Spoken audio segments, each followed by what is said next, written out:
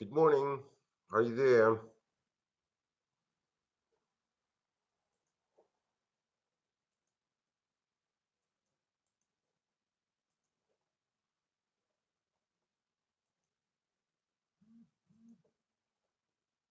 If you're just there. Okay, eight people. Okay, Diletta, Francesca, good morning, everybody. Let's get started. Julia, hi. Okay, I'll see you. Okay, let's get started with Wordsworth. The reference is tell you the pages should be 112 or something similar. As you know, in at the moment my laptop is not working that much that good. I don't know why. Maybe because hello Aurora. Maybe because there are so many people connected over here, even over here, because everyone is okay. So the reference is it's loading. Should be 113. Hello Chiara. Hello Gabriele. Susanna. Everyone. Just 10 people, but as you know, we it's almost mandatory to be everyone. Only 11 people. So we're talking about William Wordsworth, one of the two lake poets. uh, so the other one was Samuel Taylor Coleridge, one of the father of English romanticism. We are talking about the first generation. Yes, I'm proud of you so much. So, well, not that much because you're 11 right now. So, okay. So the pages of the book, I tell you so that you can follow me down by your book. Just wait for a second, guys, because everything is so slow today. Don't know why. Maybe I need to. Okay, let me just don't get bored.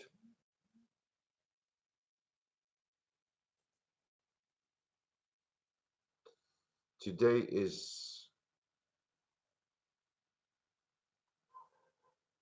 okay. You've got compiti everywhere.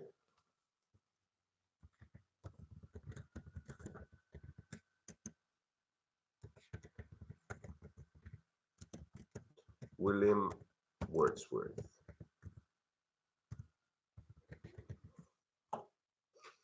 Guys, after that, I will be cutting. Okay, nine. Bella, only nine.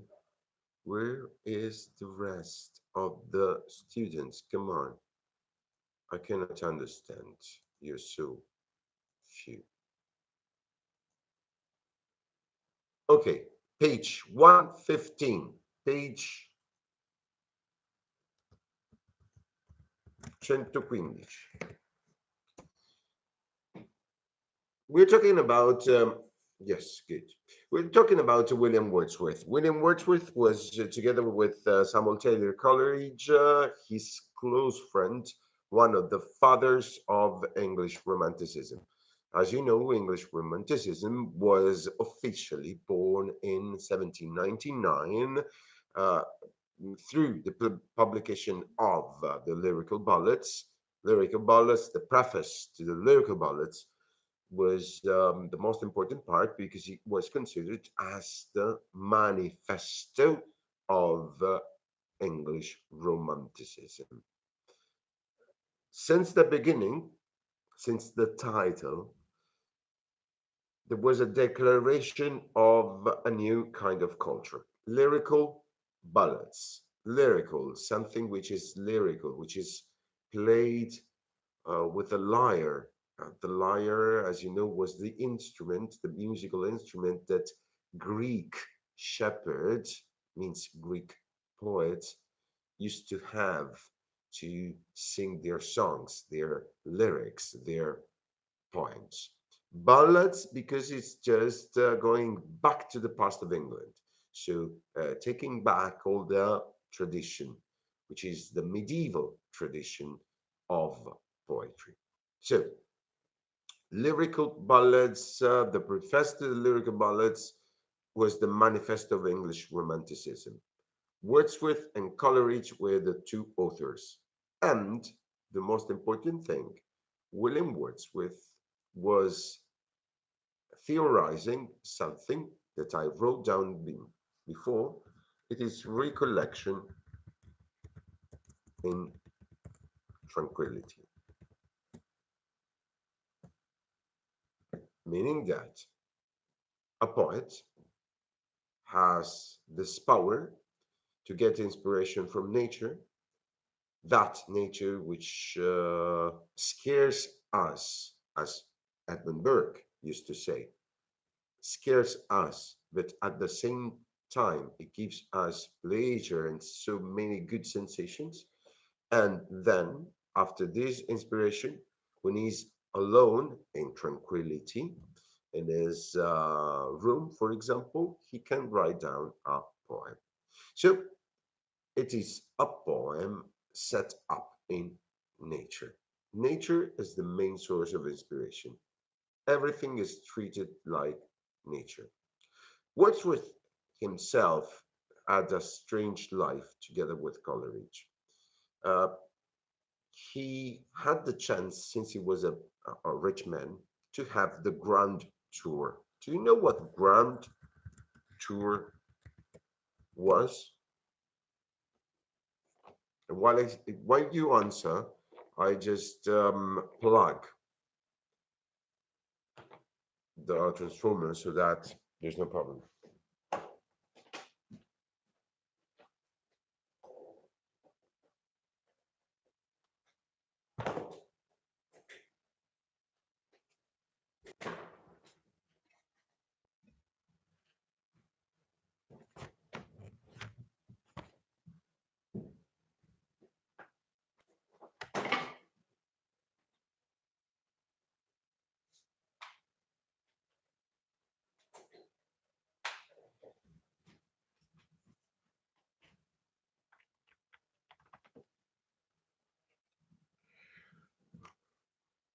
Hello, are you there? Come on, guys. What was the Grand Tour? A tour in the most important cities of Europe to learn literature good. So in this point era una missione verso l'Europa degli aristocratici. Okay, when they were aristocrats, or not only aristocrats, even rich people, so middle class people like Wordsworth, who was not an aristocrat, but he was very, very rich. So this time on is very, very important a grand tour because it is opening the mind, meaning that people who had money could afford a tour that lasted one half, 1 year, 1.5 year, 2 years, all around Europe. The places they went to were, above all, Italy, up to Tuscany or up to Naples. They seldom went to Sicily. Uh, France, Germany.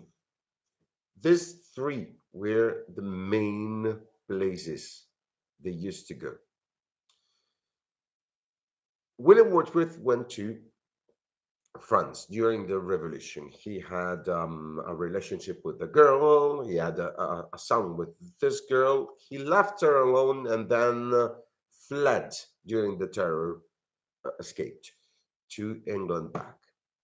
But he saved this revolutionary style. I mean, he wanted a revolution in England as well, something that, as you know, never happened.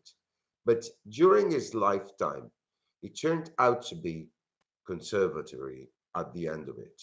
Because if you live that much time, guys, and Wordsworth grew old until he was 80 or something, you change up your ideas sometimes. And what is revolutionary in your youth becomes conservatory by the end of your life.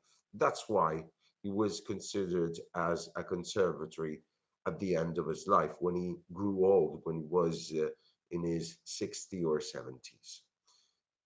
But he started as a revolutionary man. He believed that a revolution was needed in England, in that society which was very stiff, which was conservatory, which had problems with the relationship of the middle and poor classes.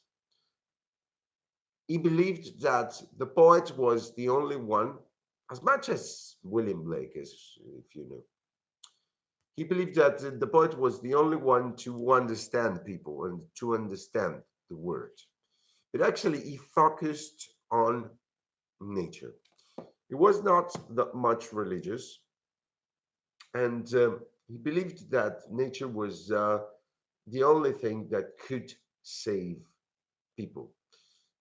The concept of nature is very, very important because nature will be the key to transform the literature, even with the second generation romanticism, even if nature was treated in a different way. Nature was the one thing which could enlarge, widen up the mind of people. So,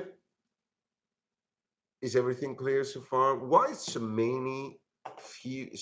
few students? I mean, only 11 people. We should be 18 altogether.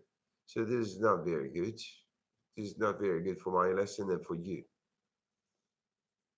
Okay.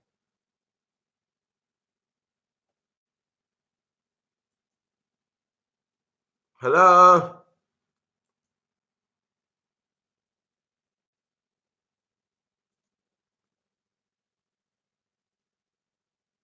Are you there?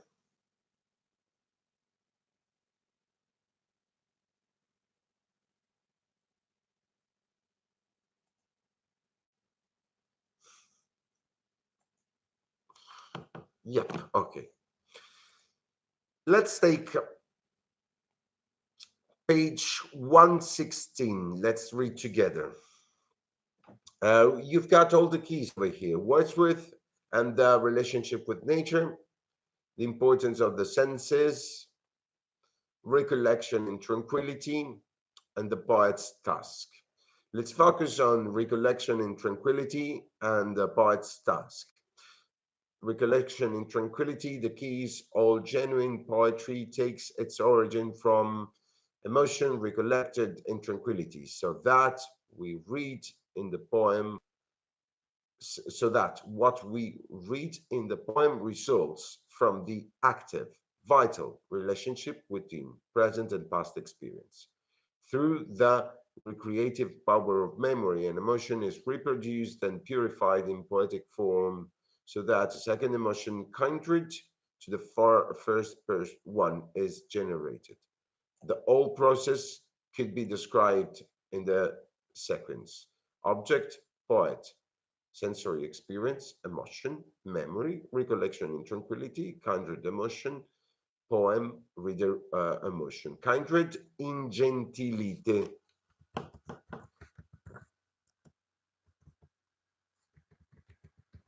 filtered. So filtered emotions. Ricordate sempre il concetto di Edmund Burke. Edmund Burke diceva: la natura è grande, immensa, ci spaventa, ci dà tante emozioni tutte insieme, come un film dell'orrore, ma, poi l'avete anche capito, Edmund Burke, ma con il filtraggio dello stare riposato a casa, uno poi riesce a mediare queste sensazioni e scrivere una poesia. Ok? That's very important for you in order to understand Wordsworth. The poet's task, the poet, thou a common man, has a greater sensibility and the ability to penetrate the heart of things. The power of imagination enables him to communicate his knowledge so that he becomes a teacher who shows men how to understand their feelings and improve their moral being. Allora ragazzi, attenzione, da questo momento in poi dobbiamo segnare queste cose importanti. Il Grand Tour che abbiamo detto, che it's an apprenticeship, un apprendistato, which is very important for all the romantics and farther on for other poets, il Grand Tour. La seconda cosa è the role of the poet. Se vi ricordate, if you do remember, William Blake, who was not considered as an intellectual, so who was not an official poet, but William Blake said that through the imagination, so a poet who is full of imagination, through the imagination, that was the only way to understand reality. Vi ricordate questa cosa? Do you remember this thing or not? And do you remember Burke?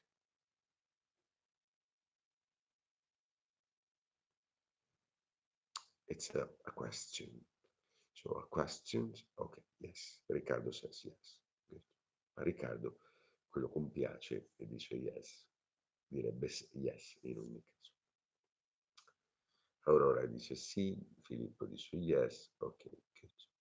So, from this time on, da questo momento in poi, tutti i romantici, prima generazione, seconda generazione, diranno che l'unico uomo, le uniche persone che possono comandare il mondo e guidare la società sono i poeti. The only people who are able to lead society are the poets. Perché? Because they've got the power to understand things.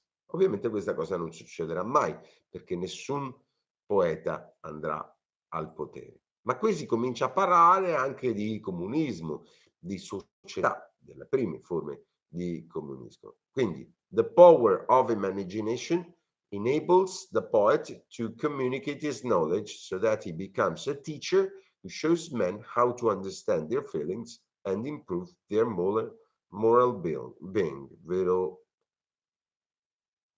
copio. Quindi il poeta come il bardo, il poeta come profeta.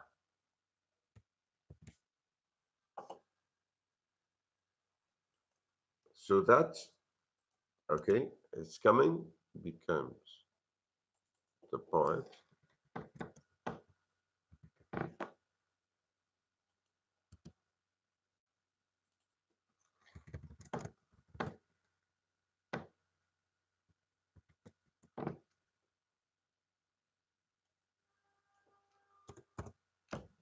This is the key, very important, because this is the start of a new generation.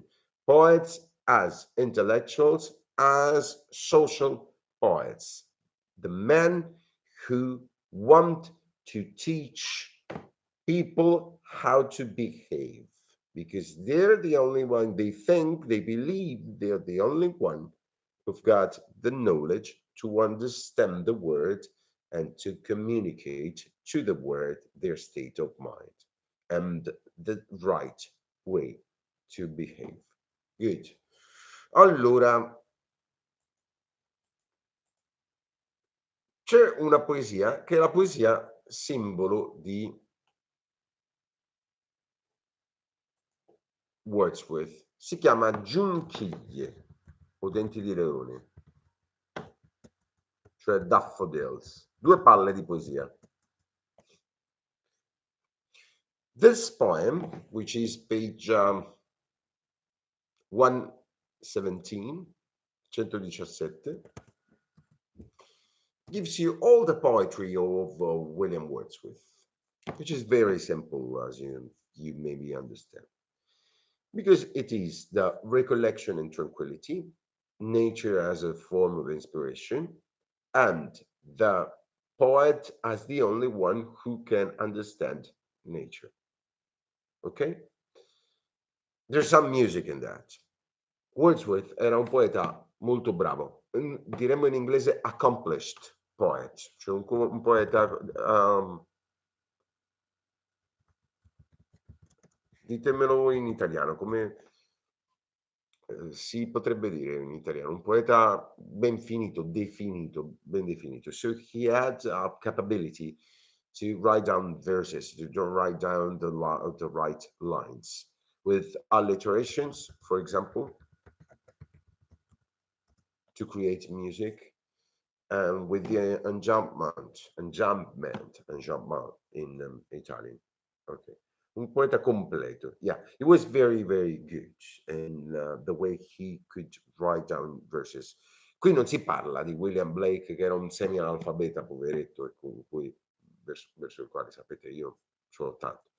Qui si parla di un uomo che ha studiato, si è laureato, è andato all'estero, conosce il latino, il greco, conosce la poesia e sa quindi versificare, the power of verses. Qui non c'è la rima baciata. Here there are no couplets. Rima baciata.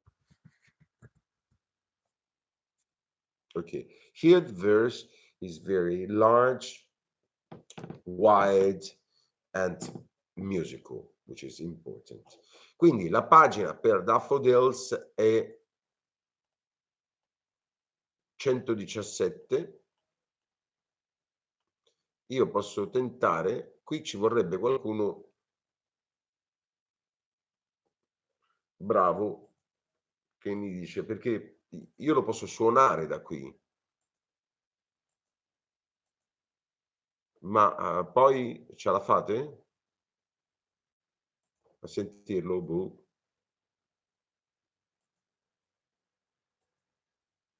Ragazzi, di una lentezza è diventato il mio computer, non so perché. Ho installato un programma per fare l'editing, quindi va bene. Voi come state? Siete a casa o uscite? Ma Ilaria no, così a spanne mi vengono.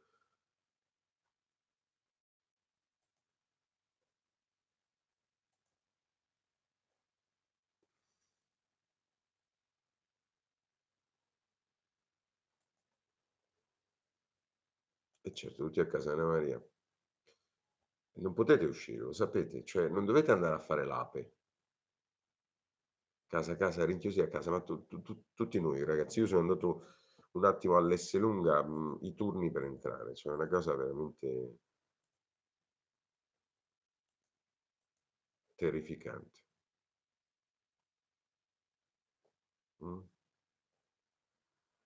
Noi quand'è che ci vediamo? Quand'è che avevamo lezioni? Domani io non posso perché sono già pieno. Che ne dite se ci vediamo venerdì?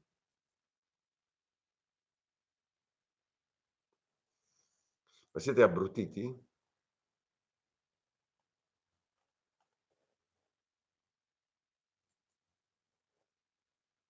O tutto va bene?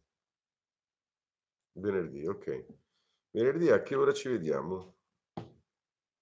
Venerdì facciamo alle 11, dai.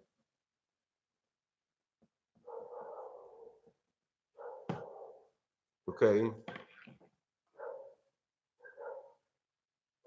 O volete fare alle 9? Già non dormite, figurati.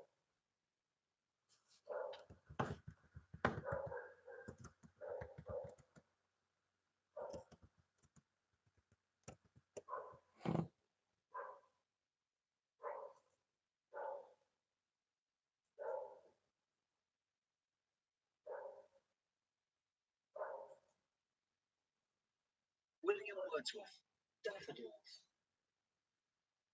I wander lightly as a cloud that floats on high on vales and hills. All at once I saw a crowd. a host of golden daffodils. Beside the lake, beneath the trees, fluttering and dancing in the breeze.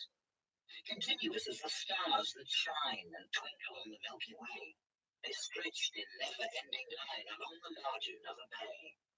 10,000 saw right at a glance, tossing their heads in sprightly dance. The waves beside them danced, but they outdid the sparkling waves indeed. The poet could not but be gay in such a gallant company, and gazed and gazed, and never thought of both the champagne. When flowering out eye, and brilliant or in pensive mood, they flash upon that inward eye, which is the bliss of solitude. And then my heart with pleasure fills, and dances with the daffodil. Avete sentito o no? Allora, sentite la musica. Ci siete con la poesia davanti? Are you there? Allora, cominciamo con la poesia davanti, facciamo analisi del testo, ok? Analysis, text analysis. Come on, we've got 10 minutes more. Va bene, allora lo leggo io, ok? Avete tutti la poesia davanti? I wandered lonely as a cloud.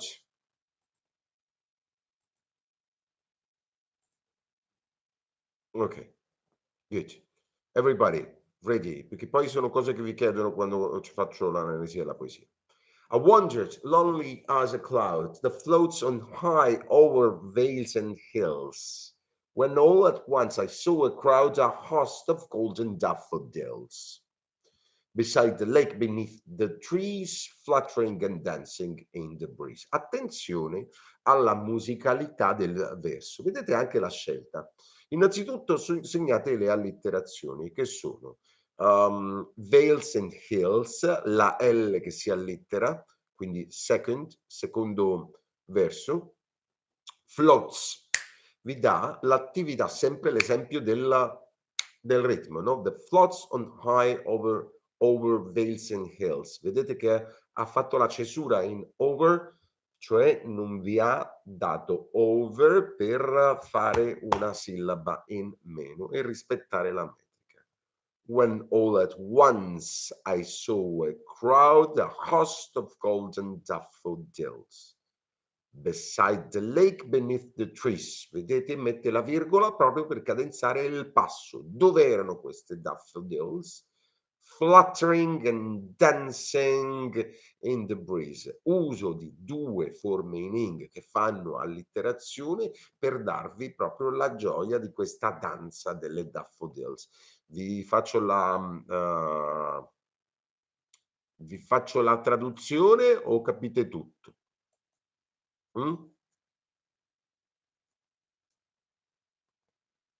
Do I translate or you understand everything?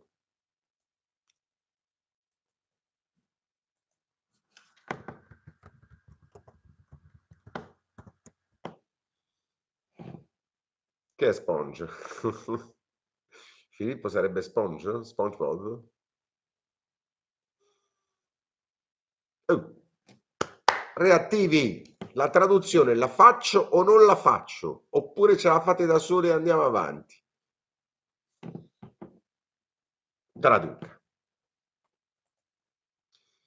Vagavo solo come una nuvola che, quindi parallelismo, fluttua in alto sopra le valli e le colline, quando improvvisamente, when all at once, I saw a crowd, vidi una folla, un assembramento, ma di cosa? Di daffodils, giunchiglie, dorate, accanto al lago, beneath the trees, dietro gli alberi, fluttering and dancing in the breeze, che fluttuavano e danzavano nella brezza, quindi accompagnati da questo vento. Second stanza, seconda strofa. Continues as the stars that shine and twinkle on the Milky Way. Guardate di nuovo la letterazione. Twinkle way. They stretched in never-ending line along the margin of a bay. 10,000 saw I at a glance, tossing their heads in sprightly dance. Vedete, dance, glance, ok. Traduzione erano continue come le stelle che brillano e sbrilluccicano. Twinkle and shine sono in realtà molto sinonimi. Twinkle, twinkle, little star. On the Milky Way, sulla Via Lattea. They stretched, si allungavano in una fila che non finiva mai lungo il margine di una baia. 10.000 ne vidi al solo sguardo, at a glance, tossing their hands, che sollevavano le loro teste in una danza allegra, briosa. Penultima stanza. The waves beside them danced, but they, guardate l'enjambment, outside the sparkling waves in glee, a poet could not but be gay in such a jocund company. I gazed and gazed, but little thought what wealth the show to me had brought. Attenzione, le onde accanto a loro danzavano, ma loro, outdid the sparkling waves indeed, superavano le onde spumeggianti in gaiezza. E un poeta, che è poi quello più importante, che capisce le cose, non può che essere felice. Gay significa felice, non fate allusioni.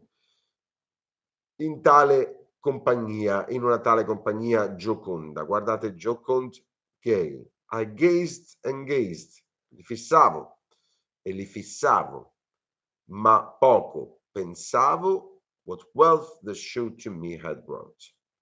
Quale ricchezza questo spettacolo aveva portato a me. Cioè, quando io sono nella natura, quando ero nella natura, non ci pensavo. Li guardavo e avevo questa beatitudine.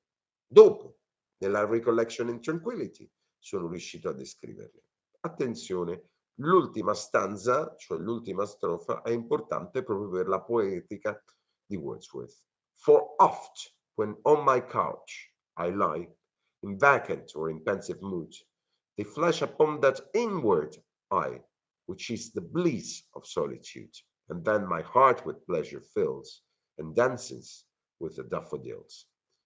Perché spesso quando io giaccio sul mio divano in un modo pensieroso oppure completamente libero da pensieri, vuoto, loro, le giunchiglie, risaltano nel mio occhio interno. Ecco qui il poeta. Il poeta è l'unico che ha l'occhio interno. E questo è la beatitudine, bliss, della solitudine. And then my heart with pleasure fills. E allora il mio cuore si riempie di piacere e danza con le giunchiglie. Attenzione, domanda. Visto che qui si tenta di fare una New Poetic Diction e si tenta di andare dietro nel passato, trovate quante parole di origine latina? Grazie. How many Latin origin words have you found?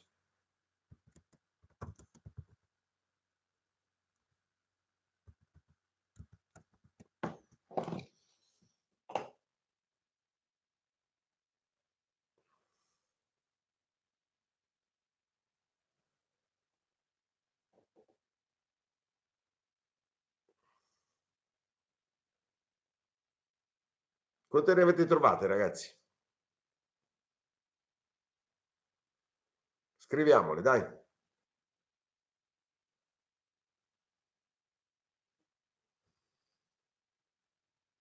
No, vabbè, di origine italiana intendo dire.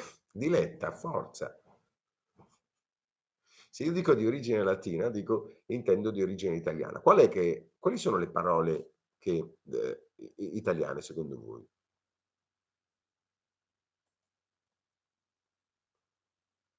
Pensive, good.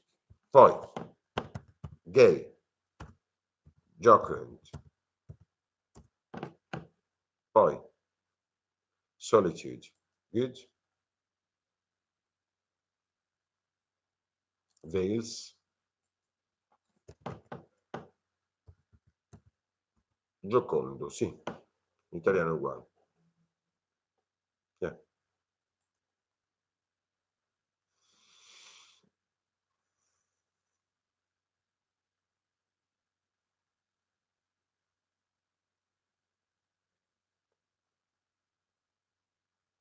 Questo che cosa significa? Mm, no, perché il significato di tossing to toss è completamente diverso da tossire. To cough, no. So, what is the meaning of that? That in the New Poetic Diction, what they try to take over is just to have uh, an English which is as pure as possible. Un inglese che sia quanto più puro possibile, senza parole di altre origini, quindi parole molto molto inglesi. Guardate per esempio outdid, che è molto inglese, o bliss, significa beatitudine, no? Non beatitude, ma bliss.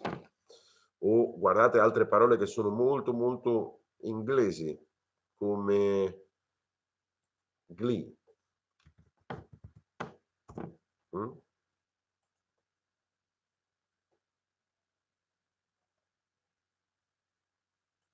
Fluttering and dancing, per esempio, and so on. Va bene? Rispondere, analysis, pagina 117, grazie. Poi tutti questi compiti li voglio, vi dico quando, via email. Lesson is over.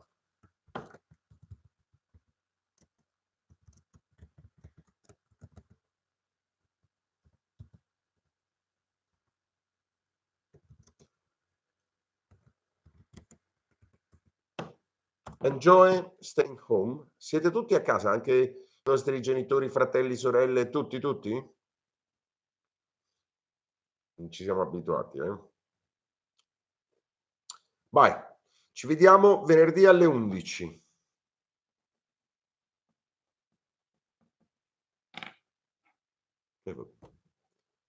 Certo. Ciao ciao.